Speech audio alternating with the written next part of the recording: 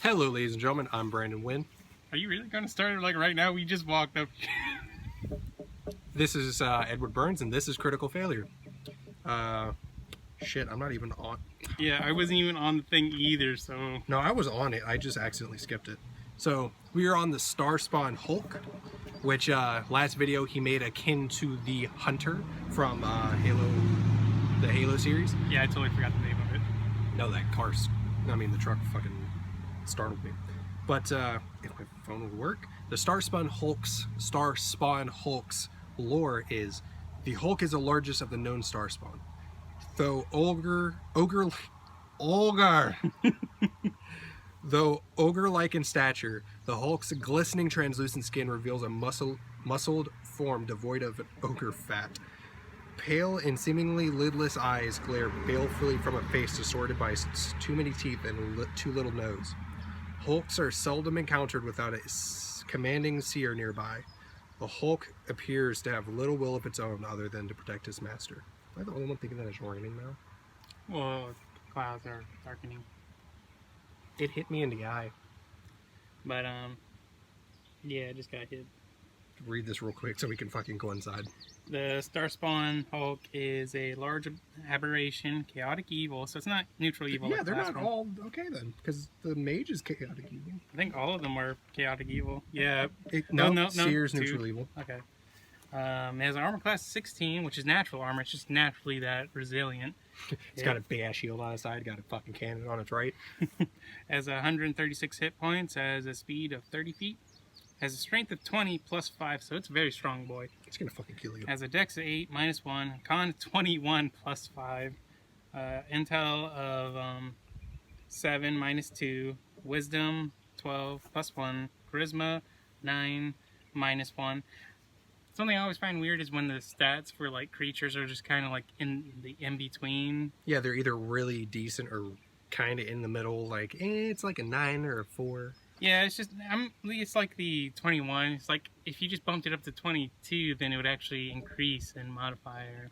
Yeah. I don't really see a point in creatures, because it's not like they're generally going to get stat boosting stuff. Yeah, you might as well keep them at that. Okay, give them that boost right there, that extra 1 point. They have a saving throw of dex plus 3, wisdom plus 5. Skills, they have perception plus 5, damage resistance, bludgeoning, piercing, slashing from non-magical attacks. Condition immunities, charmed, frightened. They have senses of dark vision, 60 feet, passive perception of 15. Languages, they have deep speech, and their challenge rating 10, 5,900 XP. I would give them damage immunities to psychic damage just because a Star Spawn Gru has it, and I'm assuming the other ones will have it too. Yeah, you could just give them all it, because it doesn't make sense in my opinion for the Gru to have it. Yeah, because it's been raining. I take that too. Yeah.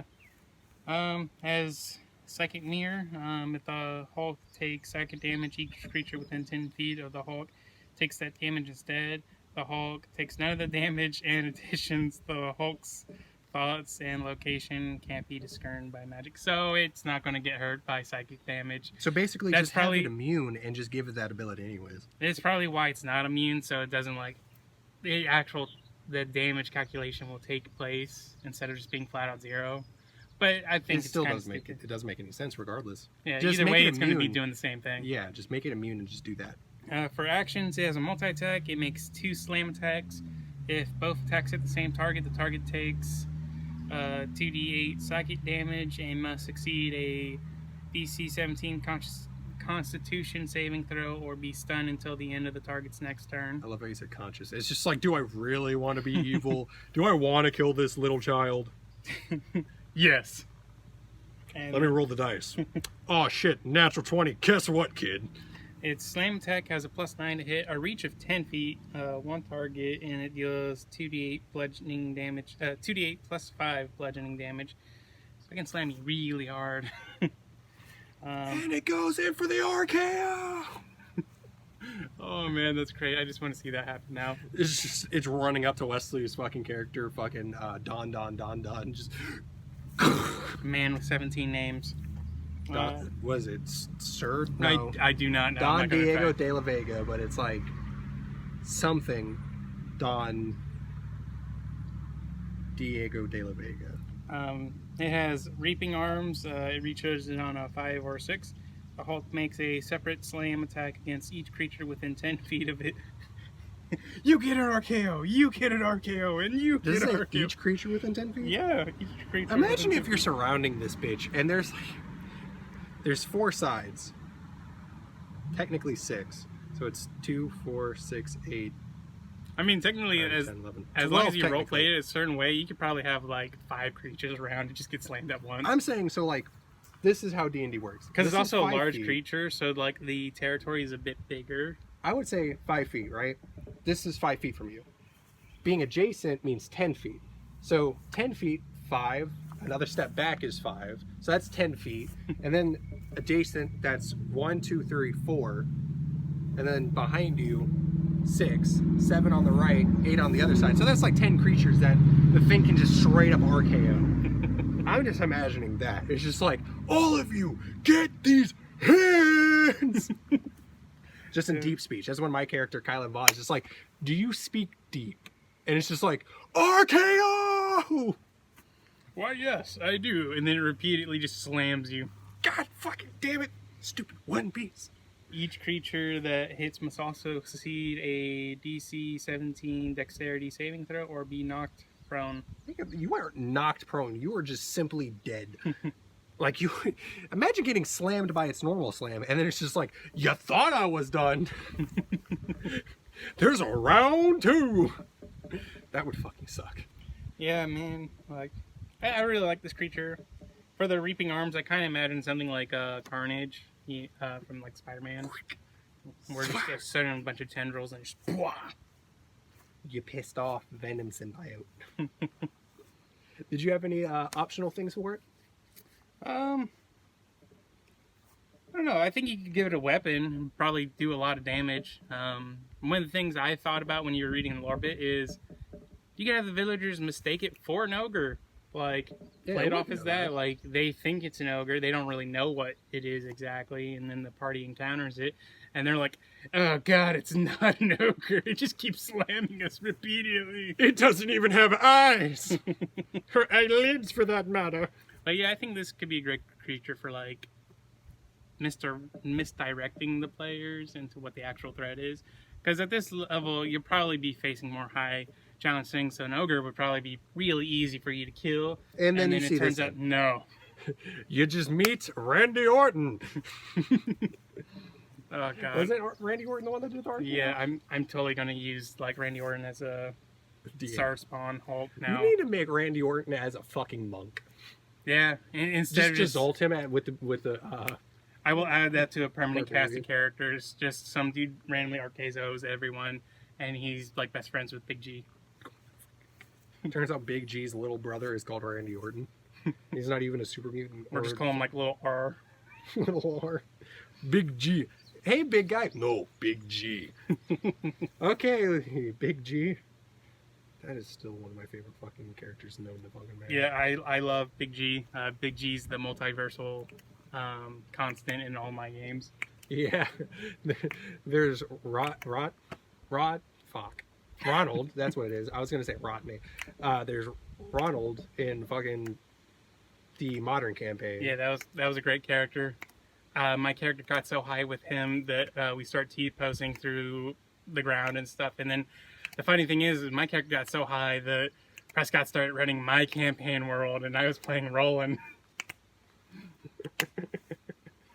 That sounds funny as fuck. Yeah, it was I just great. remember in that campaign driving up to the hotel where we had to do the hit on a fucking tricycle. I was like, ding, ding.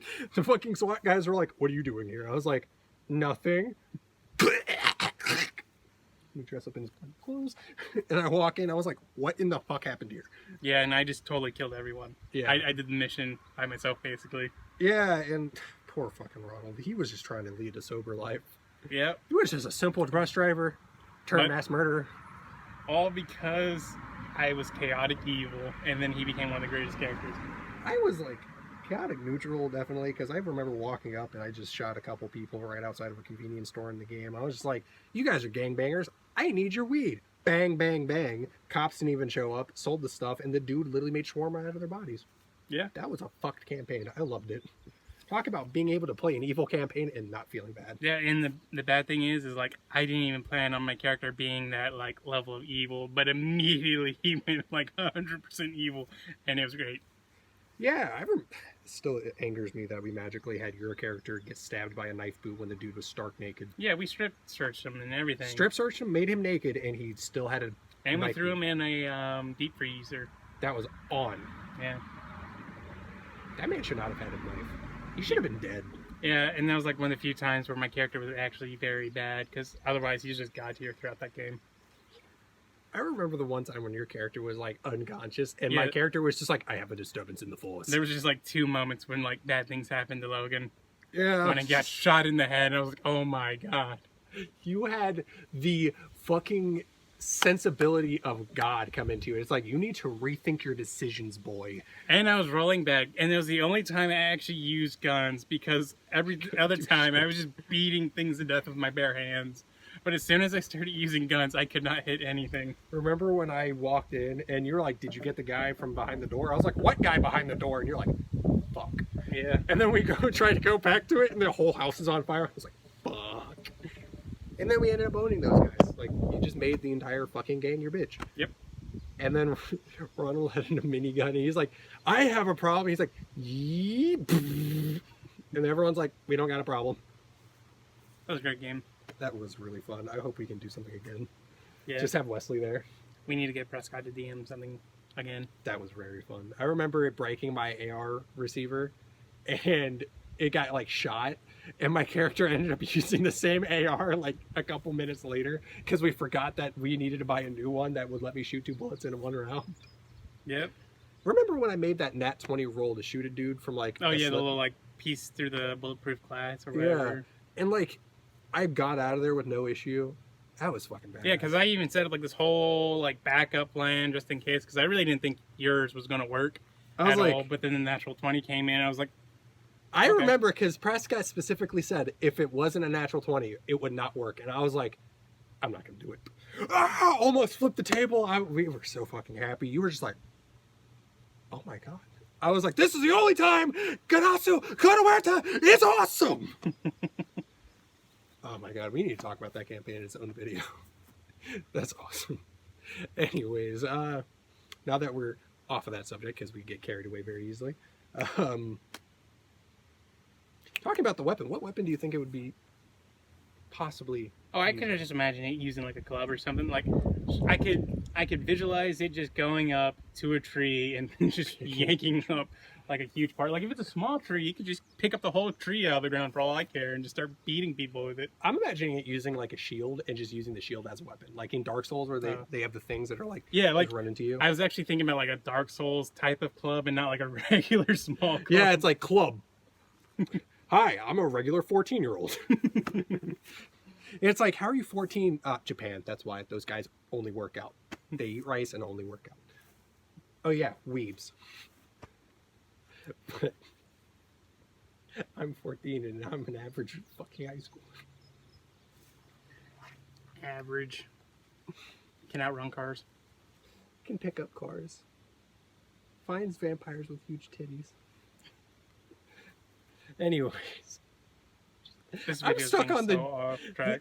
I'm just imagining like a gigantic fucking club, and then it just gets picked up by a giant. He's like, "You found my toothpick." He's like, "What?" I don't know why that's funny to me. Anyways, ladies and gentlemen, we're gonna end the video here. Please leave a like and subscribe as we bring more D&D content into the in the future. My bad. And please comment down below what you would like to see from us. All that jazz. I'm Brandon Wynn. I'm Edward Burns. And this has been Critical Failure. See ya.